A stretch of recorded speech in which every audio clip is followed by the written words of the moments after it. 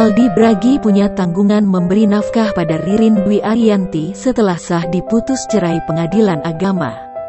Padahal, Aldi Bragi tak punya penghasilan tetap. Tak tanggung-tanggung. Kewajiban nafkah yang harus diberikan Aldi Bragi untuk mantan istrinya sebesar 30 juta rupiah selama masa iddah.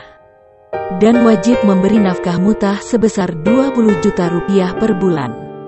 Selama persidangan, Aldi Bragi diketahui tak mampu membuktikan bahwa dirinya punya penghasilan tetap. Aldi Bragi yang kini telah jadi mantan suaminya ternyata tak mau pergi dari rumah Ririn Dwi Ariyanti.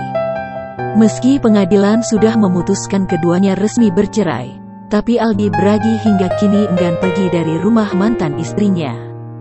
Entah apa alasan Aldi Bragi hingga tak mau angkat kaki dari rumah pribadi Ririn Dwi Ariyanti yang kini sudah sah jadi janda. Pengacara Ririn Dwi Ariyanti, Riri Purbasari juga sudah memberi peringatan keras pada Aldi Bragi untuk segera angkat kaki dari rumah kliennya.